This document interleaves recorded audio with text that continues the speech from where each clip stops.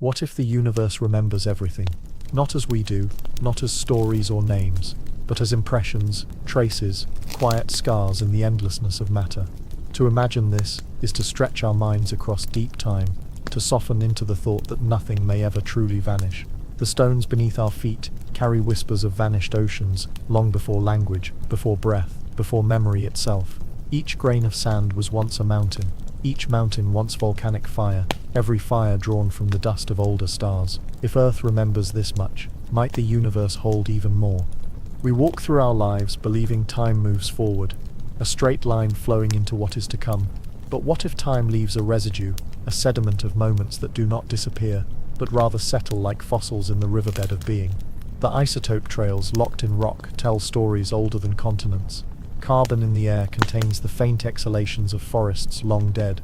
Even silence carries weight, waves of sound imprinting themselves in spaces where we can no longer hear them. Could it be that the strange order of things is not that we are fleeting, but that the universe itself forgets nothing? When we gaze at the sky, the starlight is already old. Some of what we see is a memory broadcast thousands, even millions of years ago. A quiet paradox rests here. The night sky is not the present, but a window into an archive of moments too distant for us to touch. Is every photon that has ever been emitted still traveling, still carrying its fragment of history outward, endlessly? Perhaps the stars are less objects than storytellers, accidental keepers of every flame they've ever burned. Perhaps the cosmos itself is a library with no roof, no shelves, only light drifting through its silence. We might wonder, what of us? Do our voices also ripple outward? Faint radio waves expanding into the vast dark, perhaps one day brushing against alien dust, or evaporating into entropy's cold breath. Maybe one of our broadcasted songs is still traveling, still humming against the void, a fragile techno-fossil of sound preserved in nothingness. And though we cannot hear it, though no life may intercept it, the wave itself exists, like a single echo refusing erasure. In this thought rests a lullaby. Perhaps nothing is truly gone, merely transformed into quieter forms of remembering. One might say, the ground itself remembers. Beneath the crust, slabs of earth sink into the mantle, carrying fossils and sediments downward, down into stone.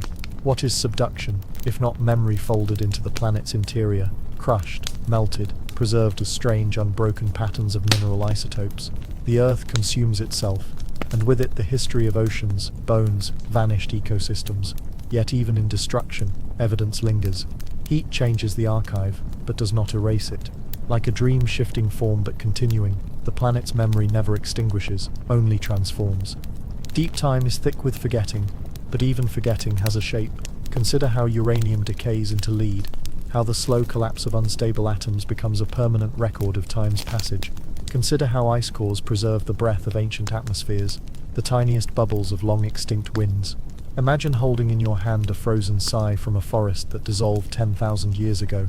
These are not remnants. They are memories, intact, waiting for eyes that will one day read them. The strange thing is not that Earth records these impressions, but that we, so fragile, have learned to see them. If this much remains here, in one small world, what lies hidden in the broader cosmos? There may be other planets carrying forgotten oceans, locked beneath frozen crusts. There may be lonely asteroids scarred by impacts, each crater an entry in their unspoken history. There may be worlds we will never touch, whose skies are still luminous with the fading breath of ancient volcanoes.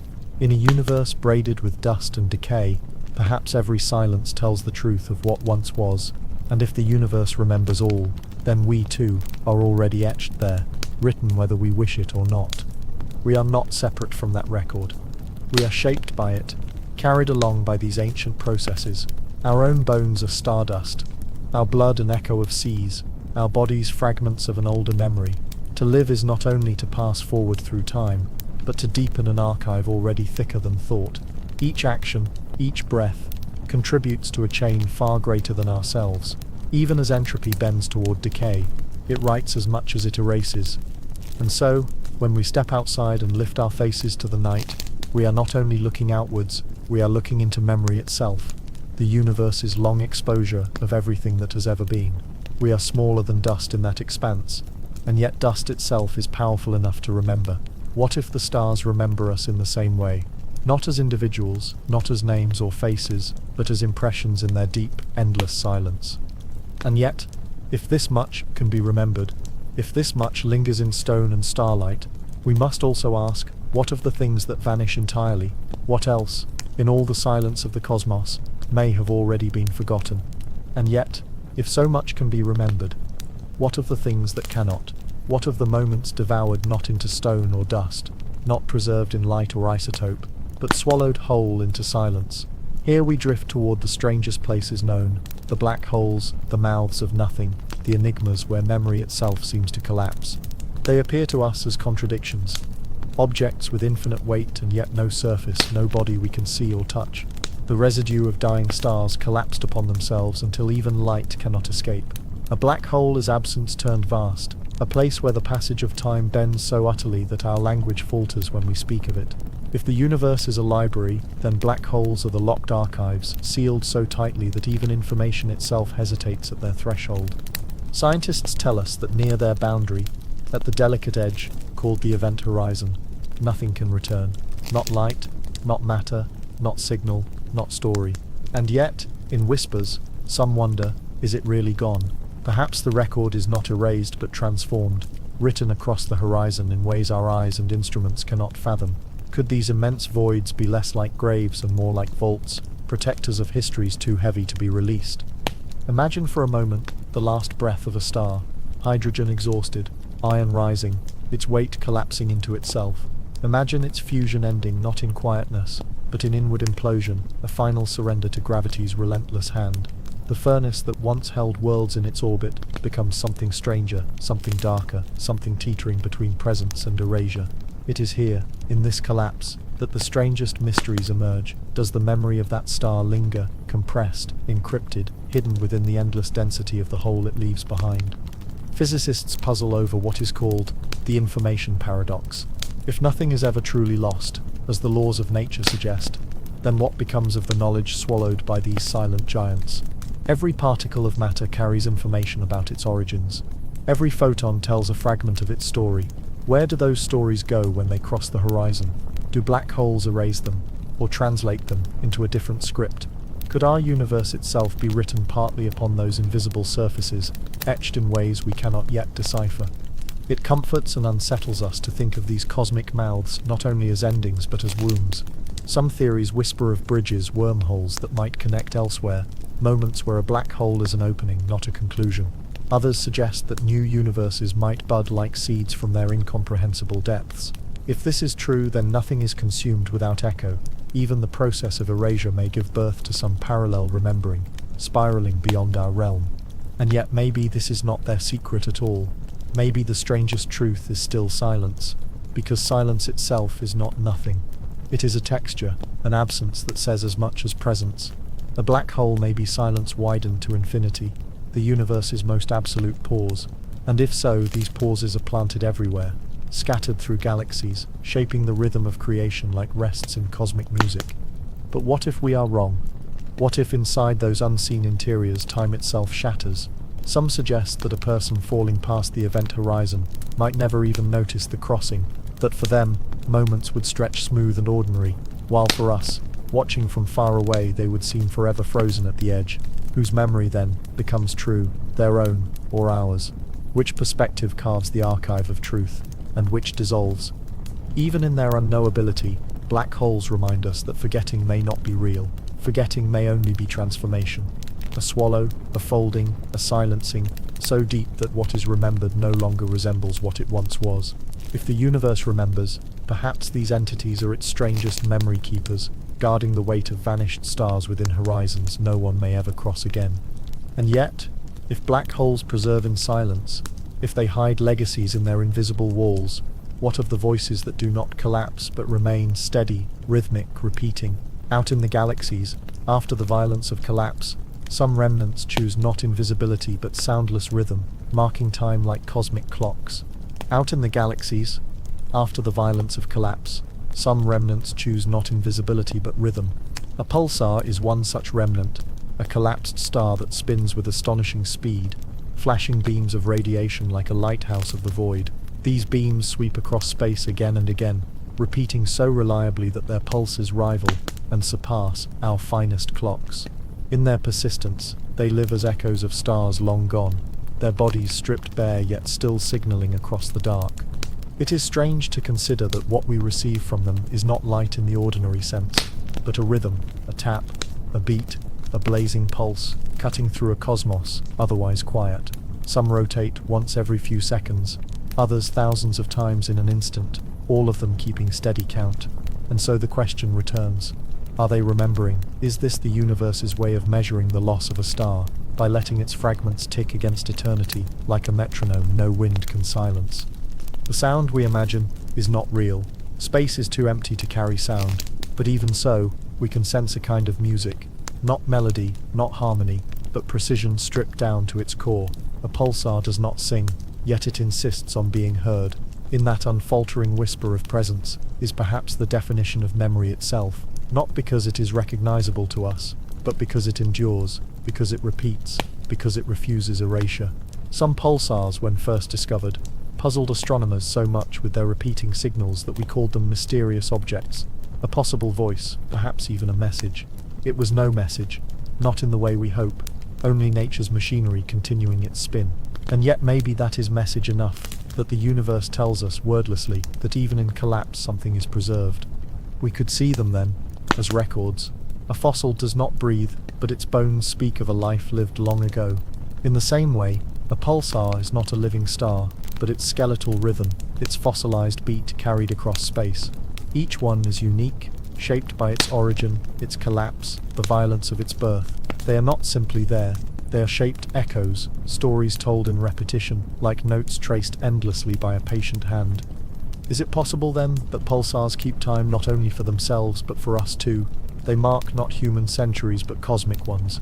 Their endurance so steady that navigators imagine using them as celestial signposts to travel the galaxy. Imagine a map stitched, not with directions on paper, but with voices in the dark, counting steadily, whispering coordinates into silence. Could it be that the first galactic paths will be planned by listening, not seeing? We find comfort in their constancy. Perhaps because constancy on Earth is rare. Our seas shift, our memories blur, mountains erode, even civilizations pass with little trace. But these fractured stars remain obedient to their spin, indifferent and yet generous. They offer us measure. They remind us that loss does not always mean silence, that even destruction can leave a watchful remnant. For as long as their rhythm carries across the void, something of their star enduring is still alive. And we too are creatures of rhythm. Our hearts pulse, our lungs move in patterned breath, our days bend toward repeating cycles of dawn and dusk. Perhaps that is why pulsars touch us so deeply. They mirror the constancy within us, the insistence of being, not because they mean to, but because in their turning, they reveal a kinship between us and the cosmos. The need to keep time, the will to endure, the refusal to vanish cleanly into silence. And yet, if pulsars are echoes, rhythmic remnants of collapse, what of the things that leave no trace, no observable pulse, but still shape everything? If black holes are silence, and pulsars are rhythm, then what should we make of the vast invisible matter that neither sings nor darkens, yet holds the galaxies together as if with unseen hands? If black holes are silence, and pulsars are rhythm, then what should we make of that which is neither darkness we can see, nor music we can hear, yet everywhere around us, binding the galaxies together? It is called dark matter, though perhaps that name is more a reflection of our unknowing than of its truth. We call it dark because we cannot see it, because light ignores it completely. And yet somehow, this invisible weight accounts for more of the universe than all the stars we know, more than all the galaxies glowing in their brilliant arcs.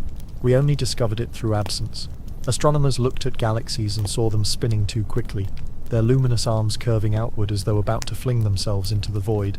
By the rules of visible gravity, they should have scattered long ago, and yet they hold together, slung tight by something unseen, something neither star nor cloud, something we cannot touch but must acknowledge. That invisible glue, was it always there, shaping everything we see, unnoticed? Or is it perhaps the universe's way of reminding us that the essential is often hidden?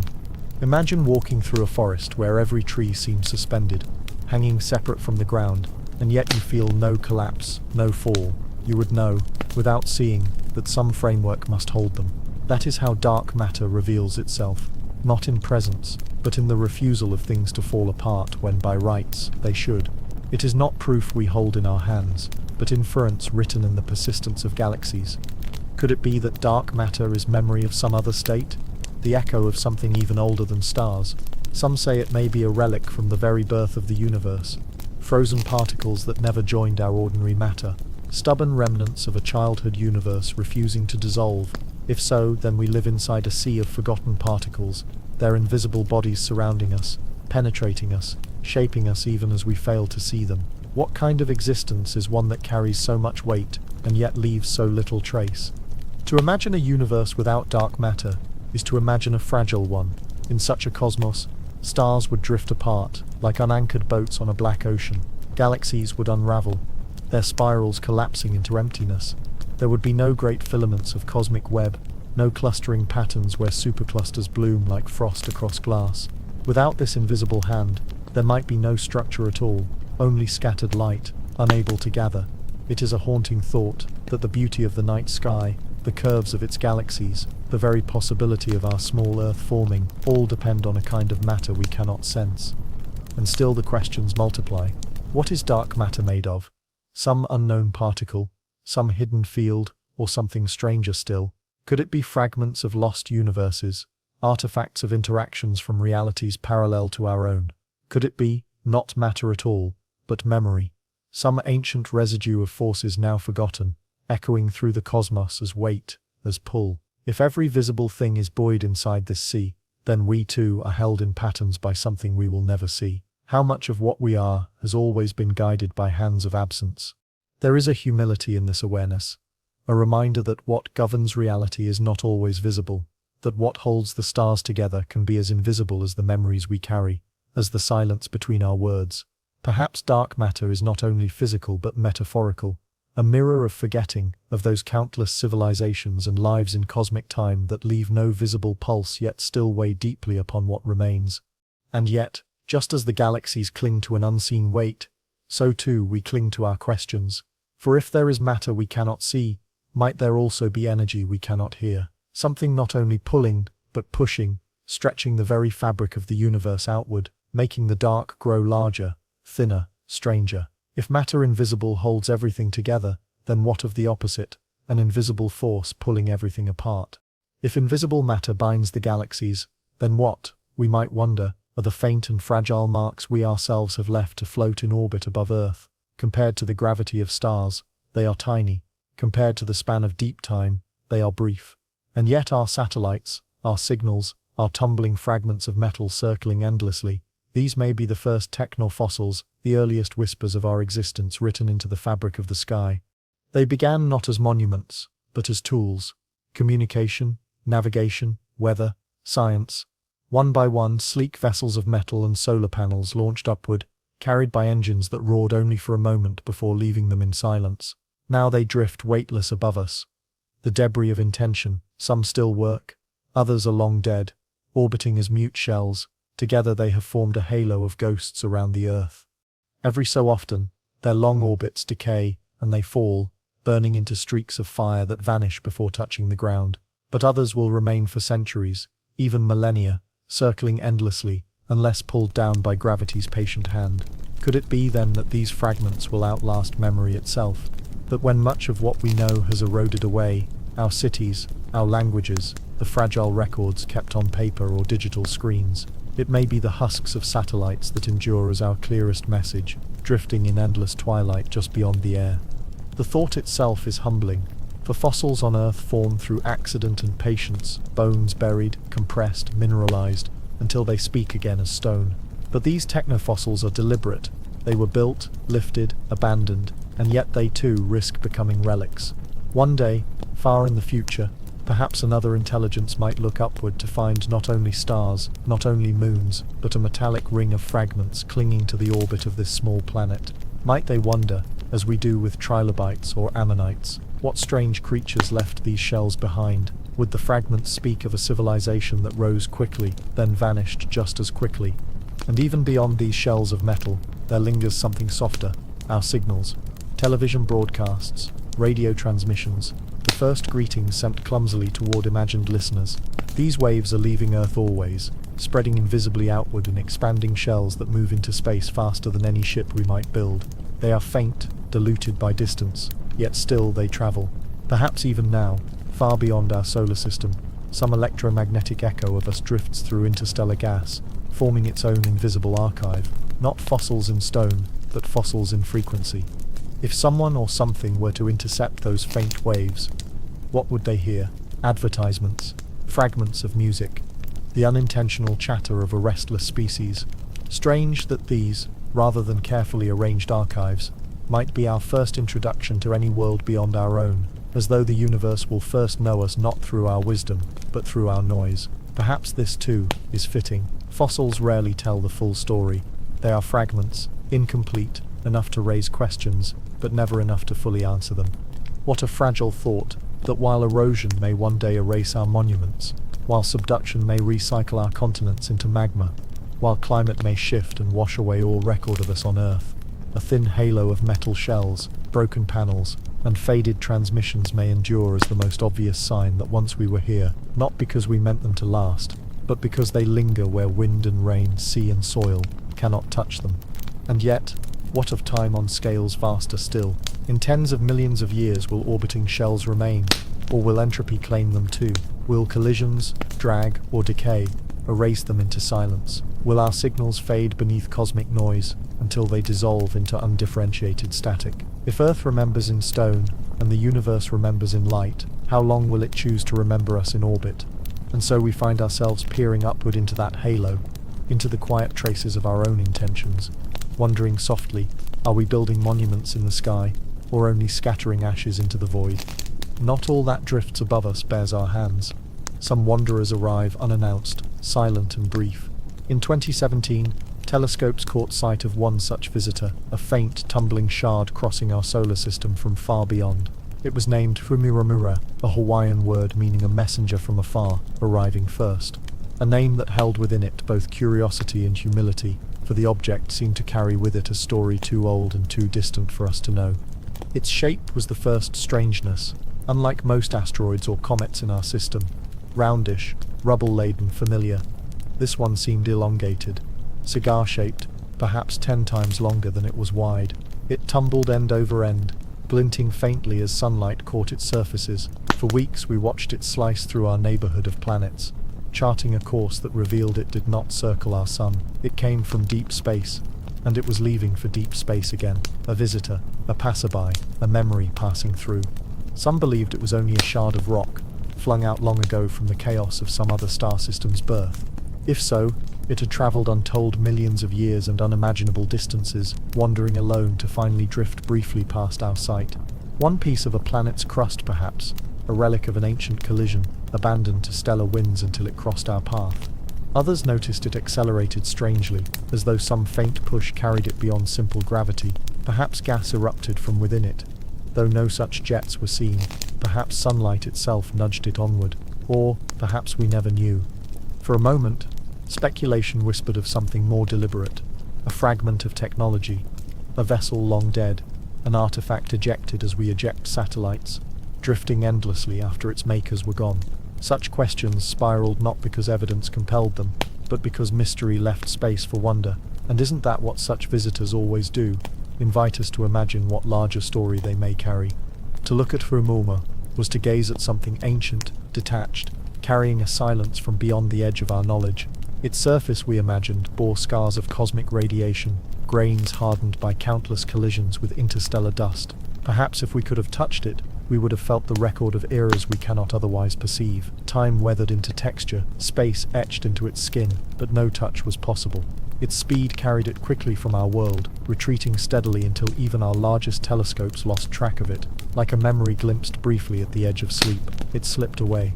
Some likened it to a messenger, but perhaps it was only a reminder of how little we see, how vast and quiet the spaces between suns remain, how many fragments are cast adrift, forgotten by one world, unnoticed by another, wandering tombstones of planets that may have once breathed air, or fire, or water. Could every star system be sending such pieces outward, stony ambassadors of nothing, winding through emptiness without destination? If so, then Furumawa was not alone, but just one among countless wanderers. Infinite debris, infinite fossils, infinite silences, travelling forever. And yet, it felt personal. For a few weeks humanity looked upward, Together at this strange shard visiting us, we searched for its secrets, raised questions that may never be fully answered, and in doing so, we left our own imprint on it, not in its body, but in the way it now rests in us as memory, as wonder. Oumuamua slipped away without explanation, and what remains is not certainty but story. Perhaps this too is a kind of record, not its silence captured by us, but ours reshaped by it. We will never know if it was only a stone or something more, but perhaps that not knowing matters most, for if even one shard can pass unannounced through our solar system, how many more already have? How many more still will? And among them might something lie waiting, not silence, not randomness, but trace, intention, voice. And yet, if fragments like these wander between the stars, if silent messengers glide endlessly through the dark, what of the places they come from? What of the galaxies themselves? Some still burning, others only ghosts, their light lingering as memories, though their hearts have long since gone cold. And yet, if fragments like Oumuamua wander through space as silent emissaries, what of their homes, the galaxies themselves? Some of these great cities of stars have long gone cold, their vibrant furnaces stilled, their stellar nurseries emptied, and yet across the darkness, like the faintest of whispers, their light still reaches us. We call them dead galaxies, but their glow persists, even as the living fires within have long since burned away. They are ghost lights, haunting brightness from suns that no longer exist. It is easy to forget that even light has travel time. The galaxy we see tonight is not where we see it, nor when. Its shining arms are echoes. Its luminous bands are delayed memories. Some galaxies lived billions of years ago, poured their brilliance into space, and then died, collapsing into silence. But their light is still en route, still crossing the gulf toward us. When we lift our eyes, we are not seeing the present, but vast archives of the universe's past, scattered across the ceiling of the night. In this way, the cosmos is a hall of mirrors. What glimmers above us is always partly illusion. That great wash of starlight may already have gone out, like candles snuffed in an unseen room. Yet their glow continues, carried across unimaginable distances, until it brushes faintly against our telescopes. For a fragile moment, we are witnesses to afterimages, to phantoms who continue to shine even as their bodies no longer burn. Is this not memory also? The galaxy does not, will it, does not intend to remind us. Yet through the raw physics of light in motion, its life is stretched, extended into an afterlife of radiance. And we, standing small in our shadowed world, are invited into that archive without request. Could it be that the universe builds its memories in precisely this way, through persistence, through residue, through light refusing to vanish even when its source is gone? Galactic ghost lights also remind us of scale. Imagine a civilization emerging on a planet, in one such vanished star city. They might look around, see their sun, and build their lives. And yet in our view, across time, we see their star already dead. What of their story? Do they too persist only as an echo we cannot reach? A faint glimmer among countless billions, destined to fade yet never quite erased. Some of these spectral galaxies live at the farthest edge of what our instruments can detect. Their faintness is a kind of patience. They have travelled for billions of years, only to expire softly into our gaze. We see them as they once were, but never as they are now. They are like fossils of light, preserved in transit across eternity. Perhaps one day, our own galaxy, the Milky Way, will join this same archive. Its stars will dwindle, its arms will quiet, its spirals may scatter, yet for some distant watcher aeons from now, its ghost light will still arrive, faint, delayed, echoing through a universe that no longer contains it. In that thought lies a soft humility, that even galaxies vanish, but not quickly, not in silence, not without leaving radiance behind. And yet, if light can linger like this, if galaxies can haunt the dark with their brilliance long after life within them ends, what of the force that allows them to disappear at all? What of the quiet, unfeeling hand that pulls everything, not toward endurance but toward dispersal, toward fading, toward entropy's patient design? And yet, if galaxies can linger as ghost lights in the heavens, why do they fade at all? Why does any brightness, any form, any order dissolve? The answer waits in the silent drift of time's greatest sculptor, entropy, the patient hand that guides the universe not toward destruction, but toward dispersal, toward a kind of quiet evening of all things. Entropy is not cruelty, though. To us it may feel cruel. it is not violence, though its results appear as collapse, as decay, as the soft crumbling of forms once thought eternal. It is simply the tendency for energy to spread, for the ordered to become unordered, for the patterns we know to blur into softer, wider dispersal. A star, burning hot, radiates light into the darkness, and in doing so, its fire thins, its structure weakens, until nothing remains but cinders, ash, a white dwarf cooling into diamond silence. This is entropy, not malice, but inevitability. On Earth we see it everywhere. Stones chip under rain, rivers carve mountains into sand, fossils crumble into dust beneath our hands. The air itself carries whispers of its touch, as countless molecules scatter into wider and wider spaces. Our bodies know it too, for to live is to hold entropy at bay. For a while, cells organize, repair, fight against disorder, and yet eventually surrender. Perhaps the gentlest truth is this, that every moment of beauty comes from balance, from the temporary defiance of entropy's growing will. But it is easy to mistake entropy for absence alone, when in fact it creates as much as it erases. Mountains wear down, but rivers are born. Ancient forests fall, but fossil fuels form, waiting to be uncovered. Oceans rise and bury coastlines, yet in that burial they preserve shells, bones, layers of history pressed into stone. Could it be that entropy is less a destroyer and more an archivist, patient beyond comprehension, ensuring that even loss has shape, that even silence speaks? Consider isotopes embedded within rocks. Uranium decays into lead. Slowly, steadily, the transition marks the flow of time. Geologists use those isotopic clocks to piece together the age of mountains, the birth of oceans, the timing of extinctions long past. Without entropy, without this natural leaning toward transformation, those records could not be. Entropy may erase, but in the very motions of its erasure, it leaves clues, fingerprints, fossils of change. Perhaps it writes more than it takes away. And yet, entropy does not hurry. It has no need. Stars burn for billions of years before resigning to darkness. Galaxies spin for eons before their arms lose coherence. Even the death of the universe will not arrive quickly, but in a timescale longer than any mind can cradle. To consider it is to lean into an almost unbearable stillness, a cosmos in which nothing is rushed, nothing forced, where loss is not sudden but tidal, steady, unrelenting, vast. Perhaps that is the strangest comfort entropy offers us. It means that forgetting, dissolution, decay, all the things we fear, arrive not with sudden finality, but with slow patience. Like sand slipping quietly into the sea, like dust settling on an old book, the end is never abrupt, but gradual. Entropy teaches us that endings are not always sharp, not always fractures. Sometimes they are dissolutions so soft, so smooth, that we only realize their presence when we look back and see how far the landscape has changed. And so when we look at galactic ghosts, at starlight still wandering through the void after the core has gone out, we are looking at entropy's art.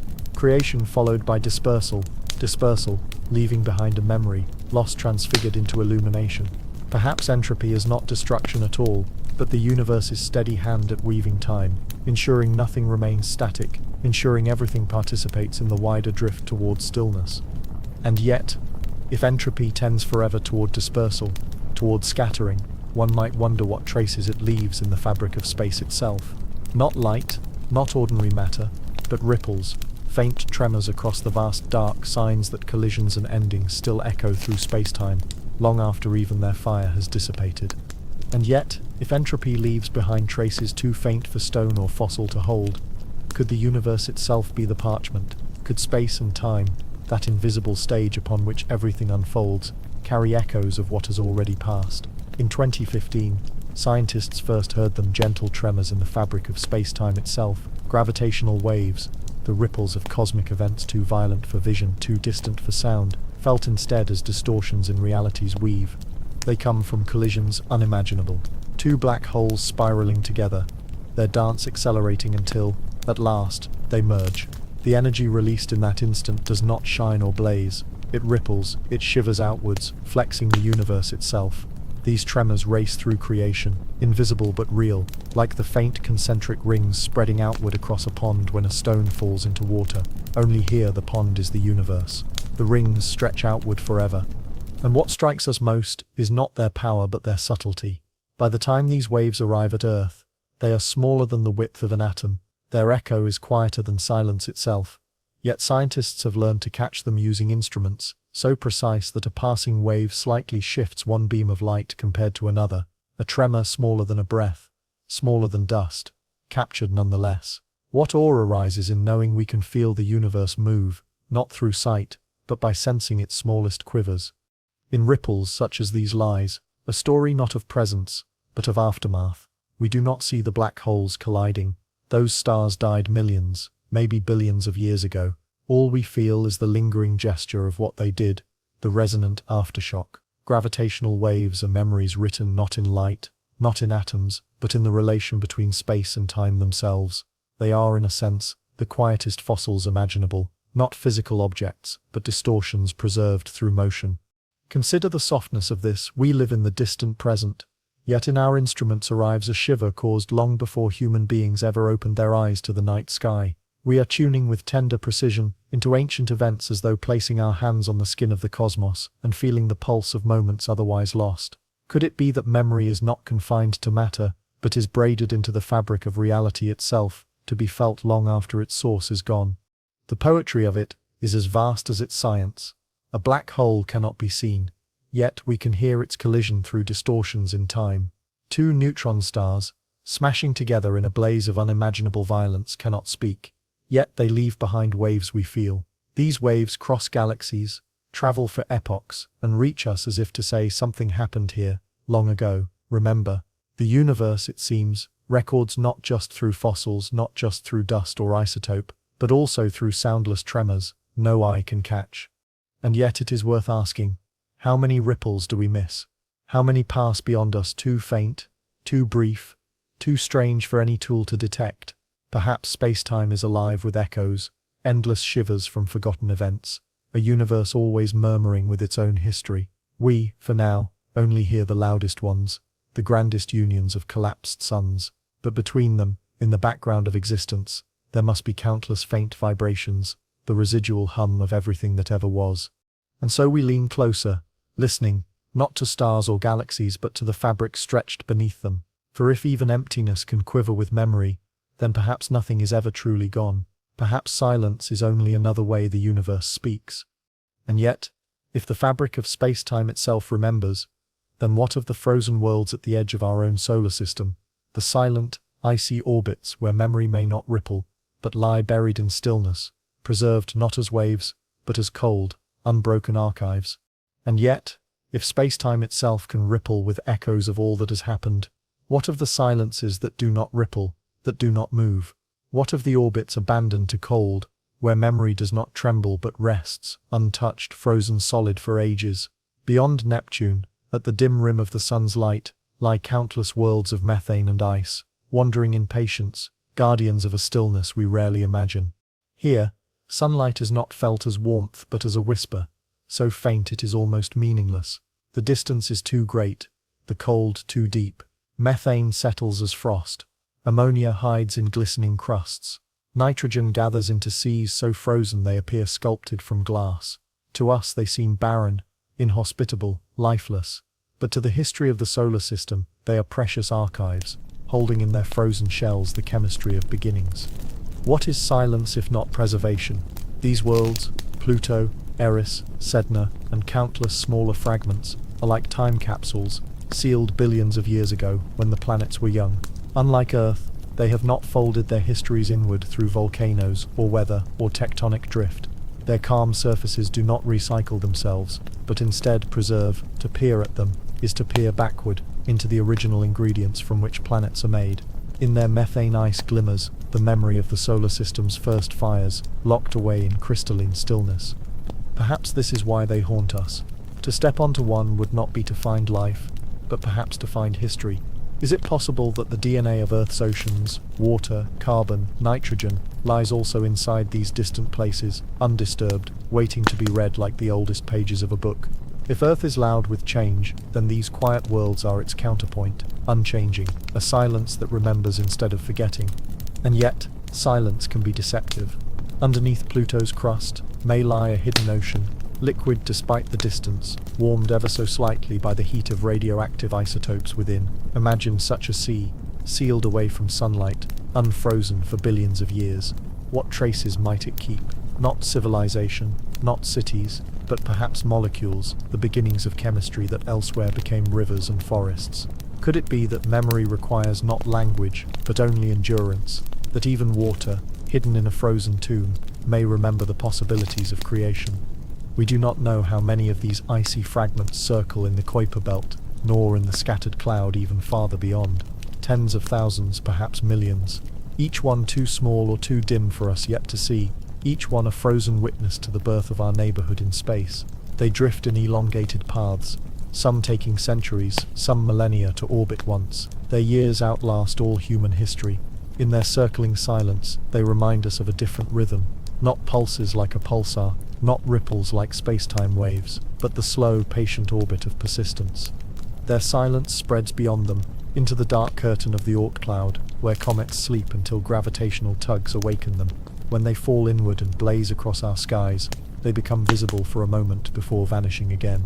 Are they not also messengers, carrying frozen memory from the cold edge into the warmth of perception, as though reminding us of what still lingers far away? In this way, frozen worlds are fossils not of bone, but of chemistry. Their silence becomes their record. Their stillness is their memory.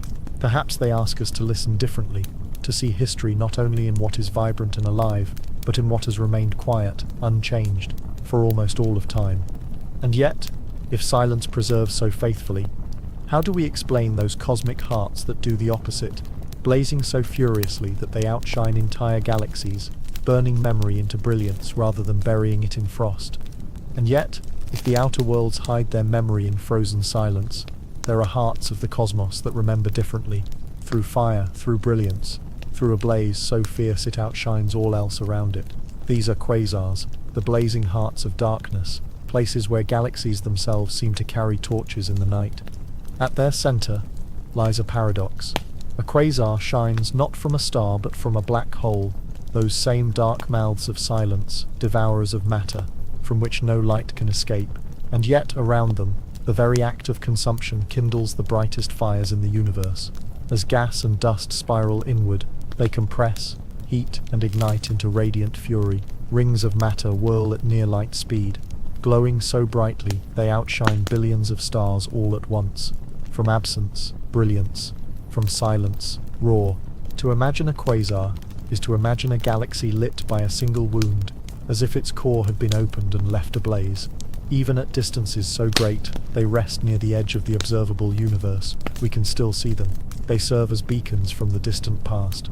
Reminders that billions of years ago the cosmos was younger, busier, more violent.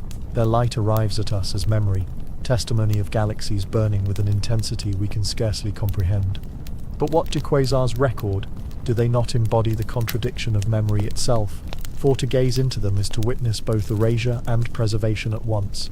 The erasure of all that falls inward, swallowed by black holes, but the preservation of that destruction as light, so bright it traverses time. Like galactic tombstones set ablaze, quasars make loss into spectacle, absence into presence, destruction into archive. Could it be that the universe sometimes insists we not forget, that instead of freezing memory into silence, it explodes it outward in fire? Their scale humbles. A quasar can burn with the energy of trillions of suns, sending out jets of radiation that reach far beyond the galaxy hosting it. Those jets sculpt surrounding space, driving gas outward, preventing new stars from gathering, reshaping the lives of everything nearby. In a sense, they are authors as much as witnesses, writing new possibilities into the fabric of a galaxy, deciding which stars are allowed to emerge, and which never can. Their memory is not passive, it transforms. And the strangest thought, most galaxies, including our own Milky Way, likely carried their own quasar once in their younger age. Imagine the center of our sky not as the black void of Sagittarius Asterisk, quiet and subdued, but as a blazing core, fierce enough to rival the moonlight. Our home galaxy at one time may have aired its own bright wound, its own shining memory of collapse.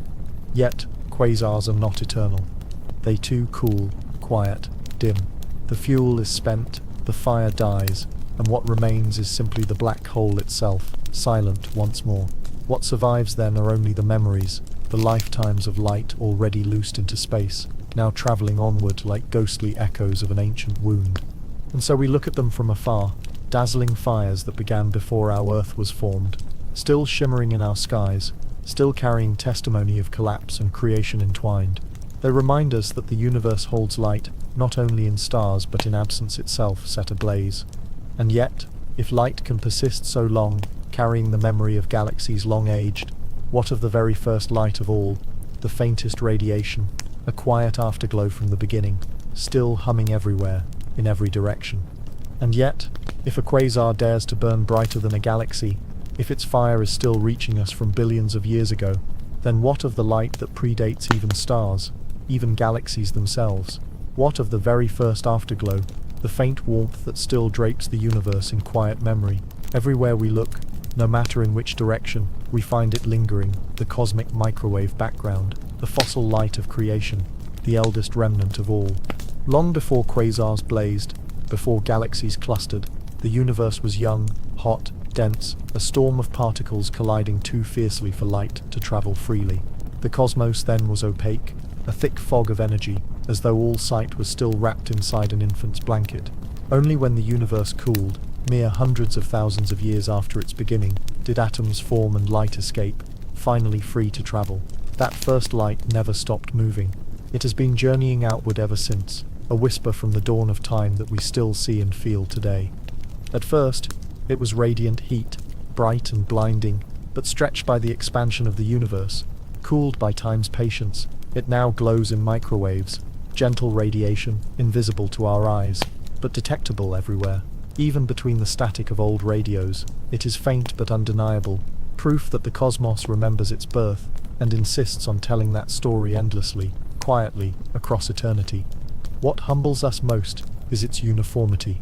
No matter where we look, the background radiation surrounds us evenly, a fog of sameness that fills every corner of the sky. It is not the light of one star or one galaxy, but the collective afterglow of everything, the memory of existence itself becoming transparent for the first time. Standing in its presence, we touch the residue of beginnings. Could there be anything stranger or gentler than to cradle in our instruments the warmth of the first dawn? And yet woven in that uniformity are small irregularities, tiny ripples, differences in density and energy, subtle variations in the glow. These imperfections are perhaps the most important of all, for from them came everything we know. Galaxies formed from these seeds. Stars and planets emerged from those slight differences. Without the ripples, the universe would have remained smooth, featureless, silent. In small imperfections, creation found its voice. Does this not remind us of ourselves, that memory does not hold only in perfection, but in the irregularities, the uneven edges where stories catch and grow? To map the cosmic microwave background is to map time itself. Astronomers describe age and distance through these patterns, building a portrait of how fast the universe has expanded, how matter and energy are apportioned, how the great story first unfolded. But beyond the science lies something quieter, the knowledge that all of us, everything we have known, lives in the afterglow of that one beginning. The sunlight on oceans, the hum of cities, even our thoughts moving now, all of it unfolds in a universe still carrying its own first memory.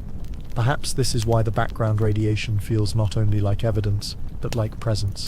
It is everywhere. When you gaze at a dark patch of night sky, you are looking at it. When you close your eyes and imagine silence, it is still around you. We live inside its embrace, the faint warmth left behind by the earliest chapter of time.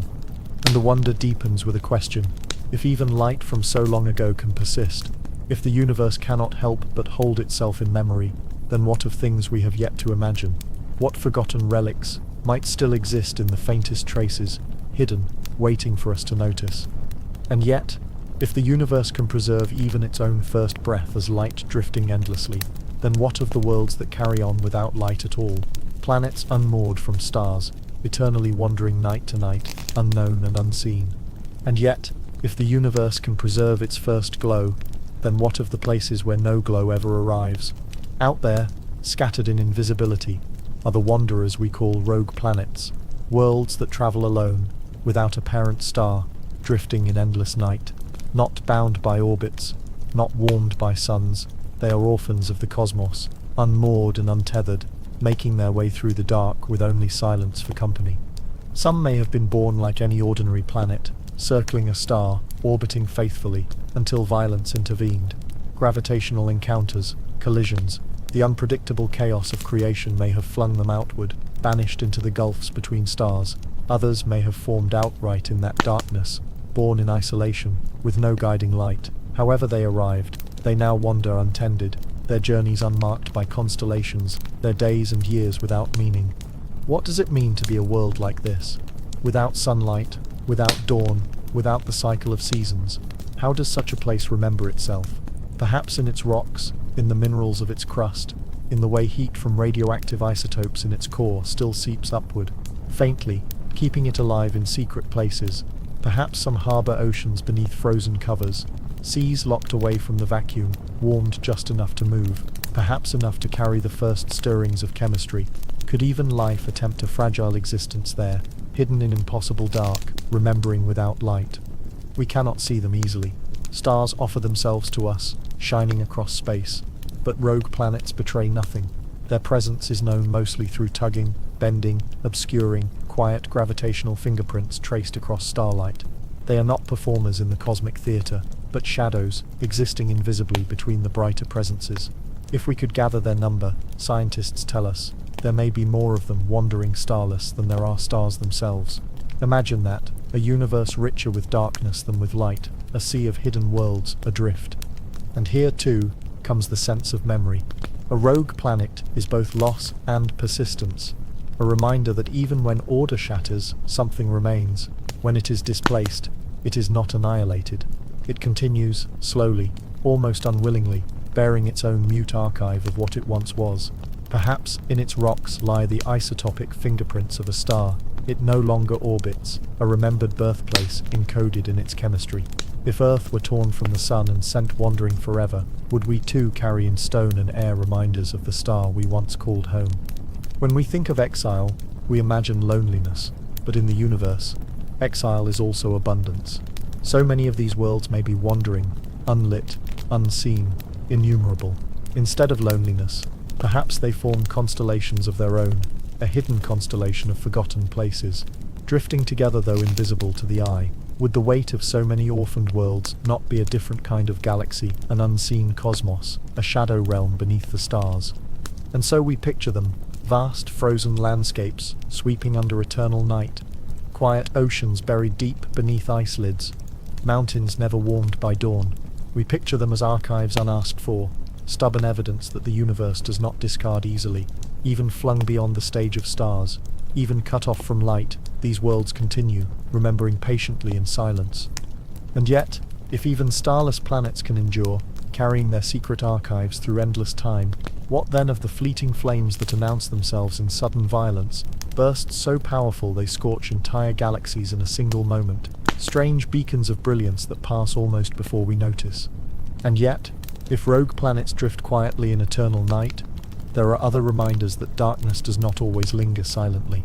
Sometimes, the universe breaks its stillness with a sudden blaze, a rupture of fury that lasts only seconds, yet shines brighter than all the stars in its galaxy combined. These are gamma-ray bursts, brief, violent, searing, and yet so fleeting that most vanish before we even have time to blink. To describe their power is almost impossible. A single burst, born from the collapse of a massive star, or the collision of neutron stars, releases more energy in moments than our sun will emit in its entire lifetime.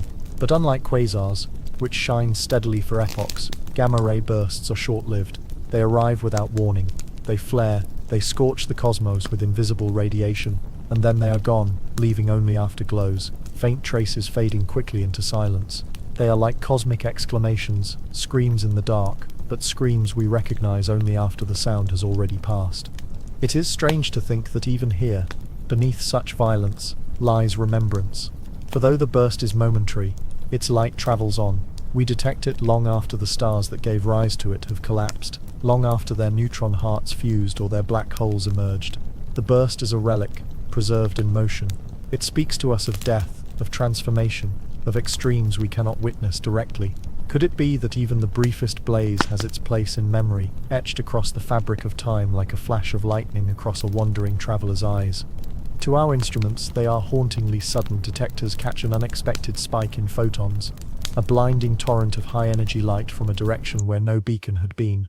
Astronomers scramble, turn telescopes, catch glimpses of the fading afterglow in visible light or X-rays. Within days, sometimes hours, the brightness has diminished. What remains is only data, numbers written into silent archives. And yet behind those numbers is tragedy and grandeur beyond measure. The collapse of giants, the fusing of dead suns, the violence that seeds gold and platinum, heavy metals later woven into planets, oceans, even our own blood. Yes, even here, in violence creation hides. Gamma-ray bursts are not simply the cries of loss, but the engines of alchemy. In their briefest outbursts they scatter elements that enable planets to coalesce, minerals to form, life to arise. The gold on a finger, the shimmer of a coin, the circuitry in our machines, all may trace back to the booming seconds of a cosmic burst billions of years ago. In the heart of annihilation comes seeding, a paradox as old as the stars themselves, destruction as creation, death as a kind of giving. Still, gamma-ray bursts remind us how fragile we are. Were one to strike our world close by, its radiation could strip atmospheres, unravel life's delicate order.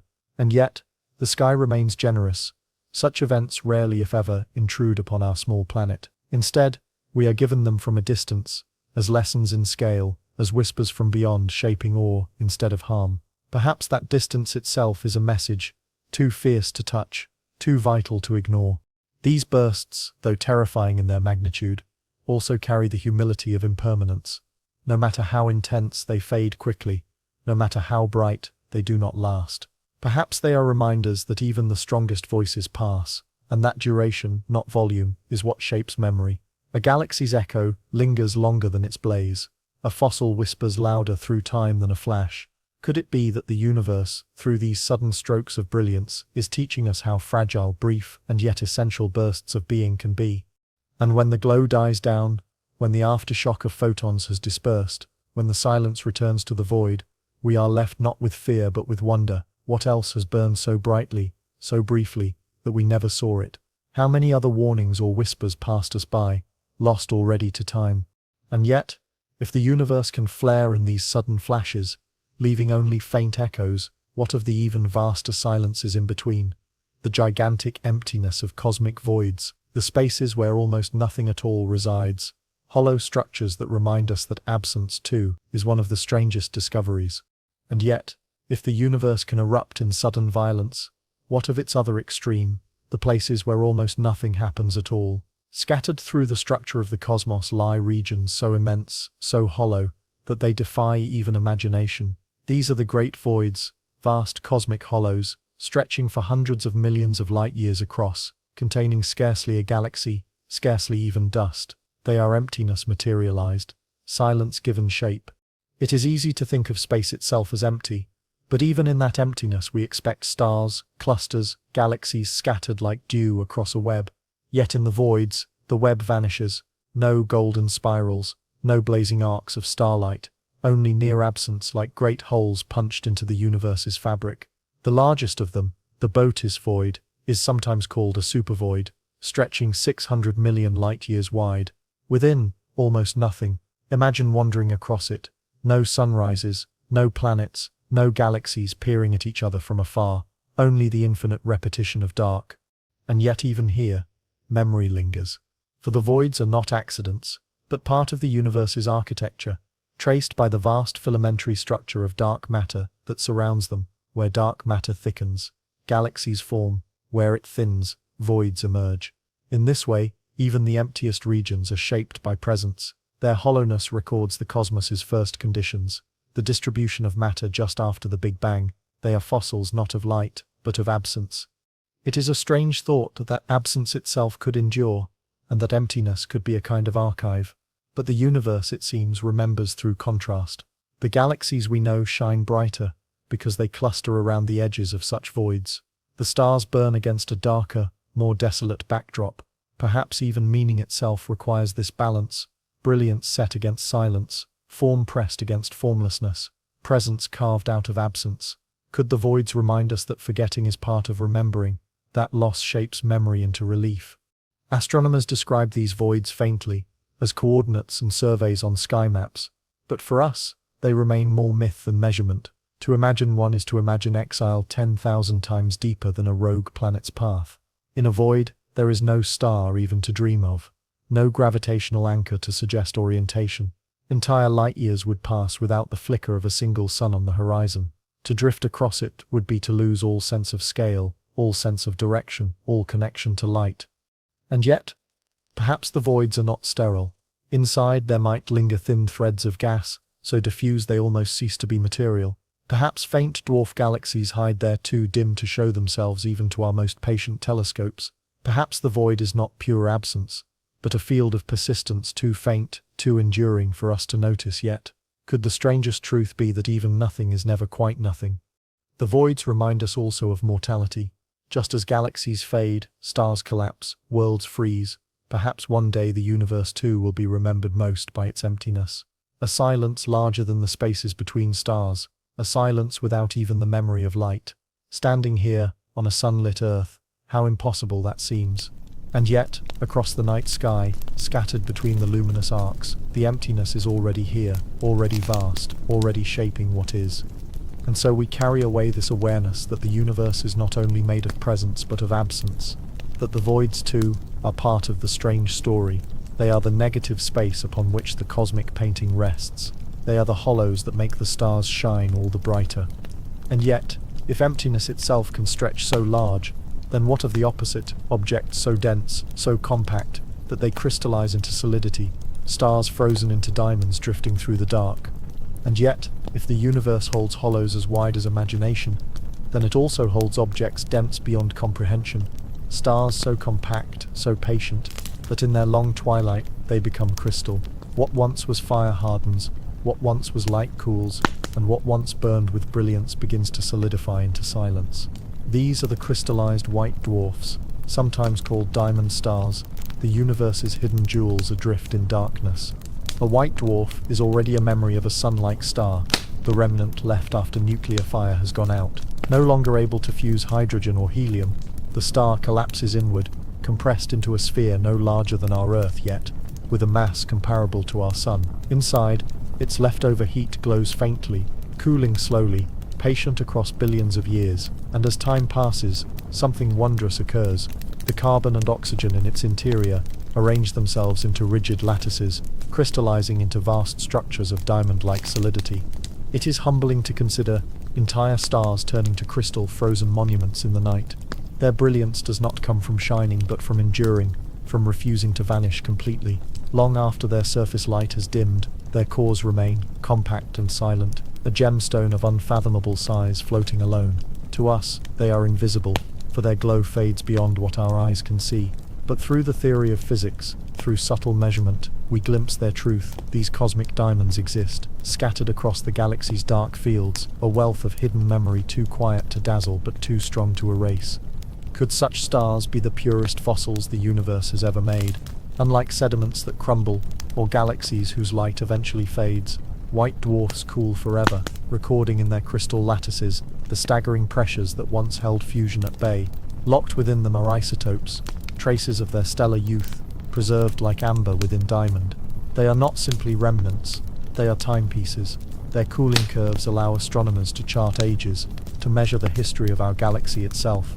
Each crystallized core is a clock, ticking in slowness, keeping time with unthinkable patience. And yet this process blurs the line between beauty and loss. What was once brilliant fire, nourishing warmth for unseen worlds, becomes stone. No orbiting planet, no wandering traveler would find comfort from such a star. The crystallized heart offers no light, no dawn. Instead, it offers permanence, an indestructible memory of pressure, silence, and endurance. Is this not another form of remembrance, the opposite of flame, yet no less vivid?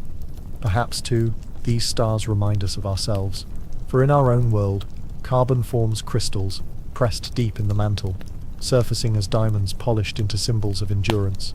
On Earth they are rare, precious. In space they are vast, beyond rarities, entire stars gleaming invisibly, as quiet jewels, scattered beyond our sight.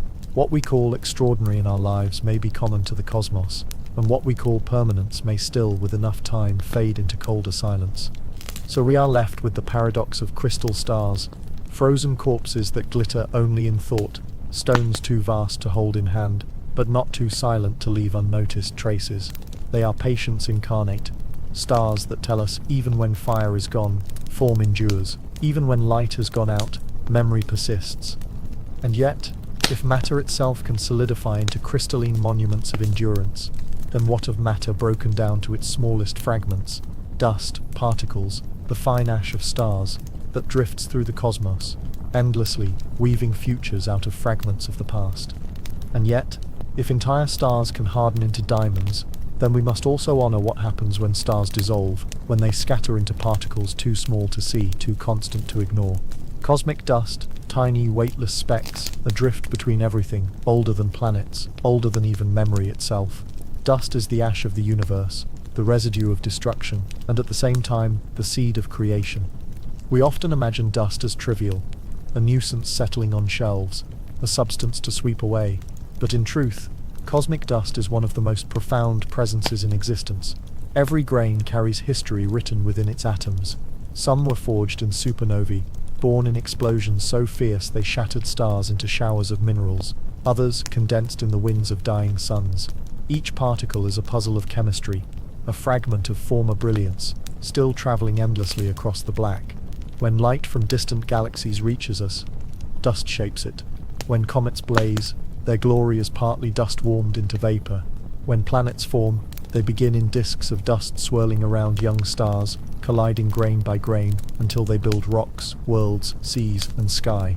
Even our own flesh contains remnants that once were dust: carbon, oxygen, iron, magnesium, elements scattered into the cosmos and gathered again into new bodies, new moments of awareness.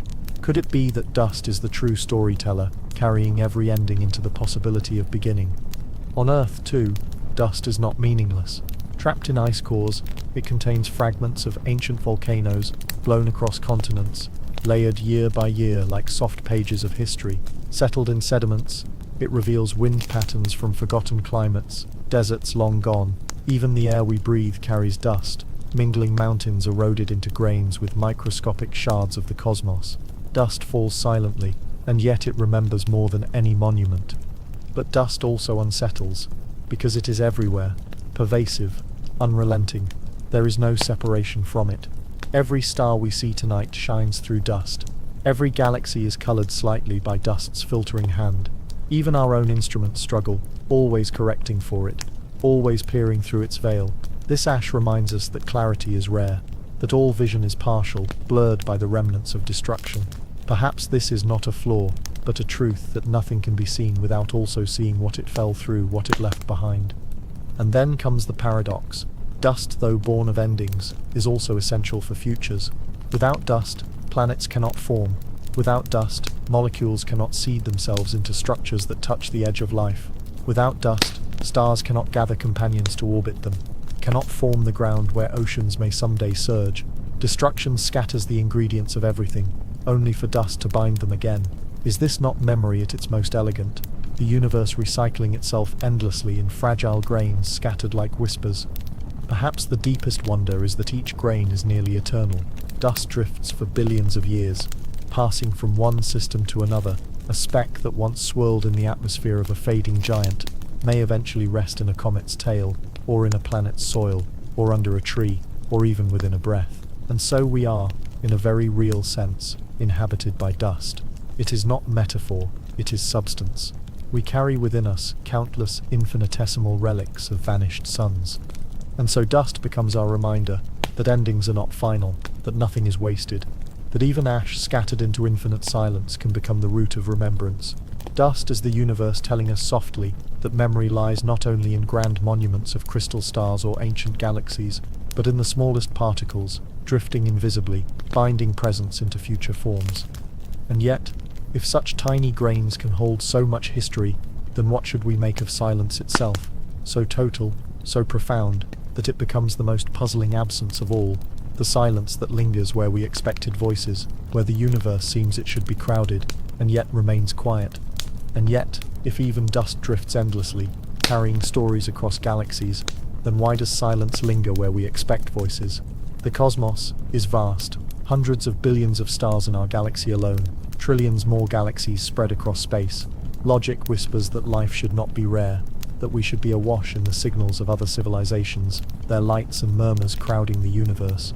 And yet, we listen, we scan, we wait, and still, we hear nothing. This is the Fermi paradox, the unsettling silence where countless presences should be. It is not that the search has been careless. For decades, our instruments have strained toward the skies, tuned to every frequency, open to whispers. We have listened for deliberate signals. We have scanned for wandering technofossils, for the faint signature of solar collectors, for the unnatural pulse of alien machines. And beyond listening, mathematics comforts us with odds. If Earth birthed life once, why not elsewhere? Again and again. A galaxy this vast should be alive with company. Yet all we find is quiet, older than our species, deeper than our expectation. Perhaps the paradox is not silence, but our perception of it. Could it be that life is abundant, but hidden in forms we do not recognize? What if its signals are too alien for our senses, too subtle for our telescopes, or carried on spectra we have not yet learned to hear? Perhaps civilizations do exist, but they murmur in dialects of physics we have not yet touched. Signals in neutrinos, or ripples in quantum fields, or languages woven into gravity itself. If so, they might be speaking, but to ears untrained, their conversation would appear as absence. Or perhaps the silence is truth. Perhaps we are rare, fragile, alone, not just in our moment, but in our entire galaxy. Some argue that life may emerge often, but complex life, thinking life, may be nearly impossible. Evolution may scatter forests and oceans through many worlds, while never shaping minds that wonder. In this view, intelligence is less a pattern than an accident, a singularity not destined to repeat. How strange then to be here, aware, to live as if we are a question the cosmos has only asked once. There is also a darker thought, that civilizations may indeed appear often, but disappear swiftly. Some call this the Great Filter, the idea that self-destruction is embedded in the very rise of technological life. Civilizations might burn brightly for a moment, send whispers into space, accumulate their own technofossils, and then, entropy claims them quickly, before another can know. If this is true, the silence is louder than any message. It is the weight of endings scattered back into dust, the fragility of minds too brief to bridge the gulfs between stars. And yet, silence itself may be a voice. It may be the universe reminding us that patience is larger than our lifetimes, that transmissions from distant worlds, if they exist, might take tens of thousands of years to reach us. It may remind us that to be early is to be lonely, and that civilizations, like galaxies, are not evenly spread but clustered, separated by voids of time as much as space. Could it be that others are out there, listening still, asking the same questions, lost in the same hush? The strangeness of the Fermi paradox is not only scientific, but philosophical. A galaxy that should be crowded, but appears quiet, confronts us with existential questions. Are we the center of something rare, or are we simply not meant to know? Does the silence mean emptiness, or the presence of something waiting for us we cannot name? And so, in bed at night, when we gaze upward, we carry dual burdens, the immensity of possibility and the immensity of quiet. Both inspire awe, both unsettle, for as dust carries the tiniest fragments of memory, silence may carry the heaviest weight of all, the weight of unanswered questions. And yet, if silence itself can feel like a message, what about those rare remnants that speak loudly in their strangeness? Magnetars, stars so compressed and twisted by magnetic forces that they bend matter itself into impossible shapes. And yet, if silence can feel like its own message, there are also remnants that shout, not in light, not in voice, but in force, bending the very structure of matter around them. These are magnetars, neutron stars with magnetic fields so intense that they deform atoms themselves, twisting the familiar fabric of matter into strange geometries. If pulsars are rhythmic echoes of collapse, magnetars are collapse amplified into ferocity. Stars so extreme they live at the limit of physics. They are born from supernovae, the death throes of massive stars. When the core collapses, its density reaches astonishing levels. A spoonful of neutron star matter outweighs mountains. A fragment the size of a pebble carries the mass of continents.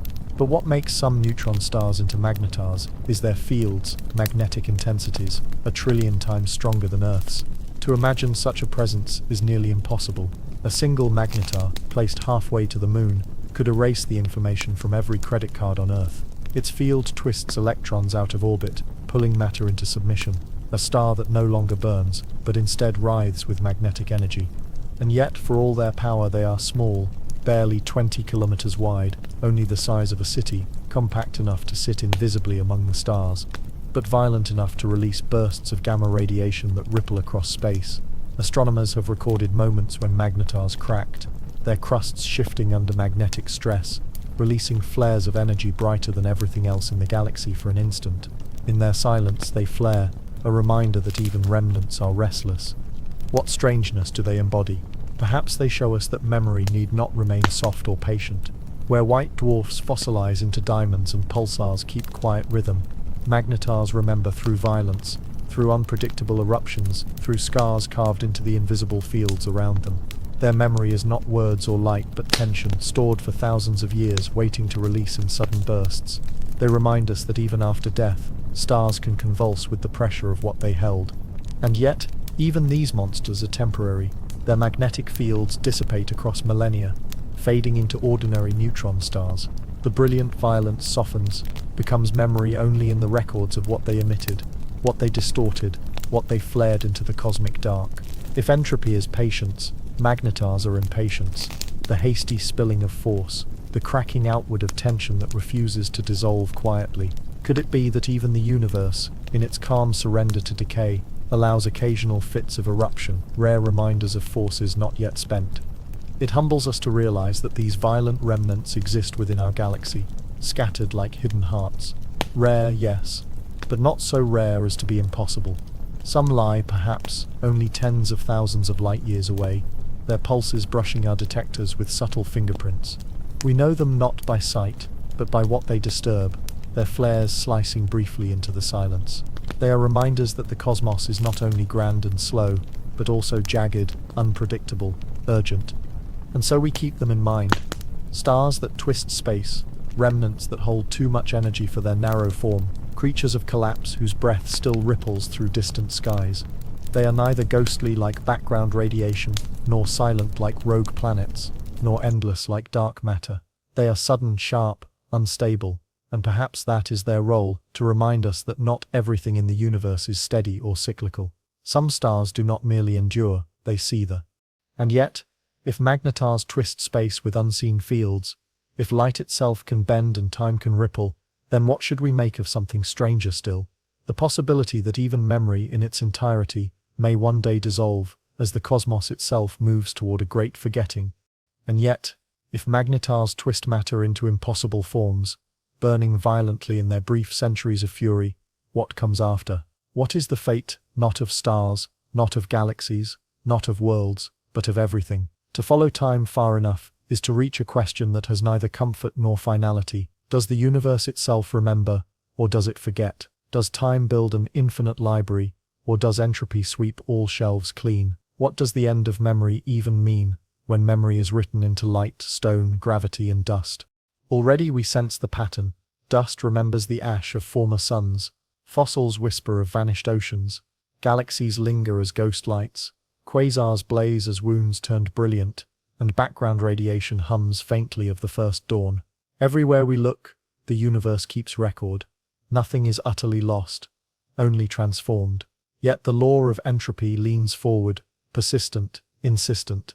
It tells us that this tendency to scatter will one day scatter even memory itself. One day perhaps no trace will remain, not of galaxies, not of stars, not of us. Imagine that deep future. Stars will exhaust themselves. One by one, galaxies dim, the great arcs of light that now stitch the sky will quiet, each reaching the end of its burning. White dwarfs crystallize completely, neutron stars cool into black husks, black holes themselves bleed their energy away through evaporation. The night grows darker. With each epoch, one form of memory is erased. First the luminous, then the rhythmic, then the magnetic, then even the gravitational. At last there are only particles drifting, scattered into oceans of emptiness. Some call this the heat death of the universe. When everything finds itself equalized, evenly spread, a vast unbroken stillness, a universe where no contrasts remain, no edges, no differences, no light against darkness, no stars flickering against void, no rhythms to mark time's passage. It is not destruction but dissolution, the thinning of everything into sameness. If memory depends on difference, then this is true forgetting, not because the past is erased, but because there is nothing against which it can be recognized. But perhaps even here, forgetting is not absolute. Could memory persist in forms our minds cannot see? Perhaps in the delicate arrangement of particles, in the faintest fluctuations of quantum states, there lingers record, too subtle for us to detect. Perhaps the story of all that has happened is carried forward in whispers we do not yet understand. A trace of galaxies woven into vacuum, a residue of lives written into the motion of atoms. Perhaps forgetting too has degrees, and nothing ever truly vanishes, but only becomes illegible. And even if time does thin everything into stillness, what does that tell us? It tells us that everything is temporary in its current form, and yet that temporary quality has already given rise to beauty unimaginable. Oceans, forests, civilizations, questions. Maybe memory need not be endless to matter. Perhaps it is enough that the universe remembered itself this long for billions of years, in blazing suns and the quiet turning of planets, in the voices of dust and in the ripples of space-time. Perhaps the briefest record is enough, simply because it happened at all. And so, we too are part of this ledger. We live in a moment where the universe still sparkles, still remembers loudly, stars still burn, galaxies still shine, life still gathers dust into thought. We are the beneficiaries of memory, and also its carriers. When we speak, when we dream, when we leave records carved into stone or sent through signals into the sky, we are participating in the vast act of universal remembering. Whether we last or fade, whether we are remembered or forgotten, we remain a verse in the only silence that ever learned to sing.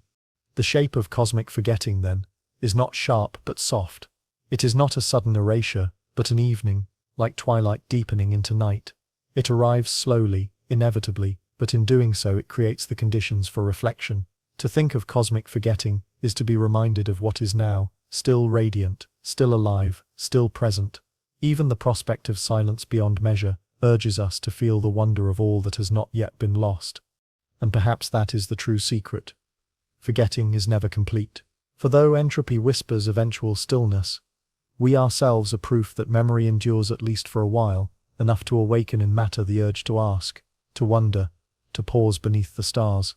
We are the fleeting but undeniable form of the universe remembering itself, if only for a moment. And yet, if forgetting itself has shape, is even that final silence truly the end, or will there be cycles beyond cycles, new births from the ashes of dissolution, echoes of echoes gathering again into form? The universe has surprised us before, perhaps it will again.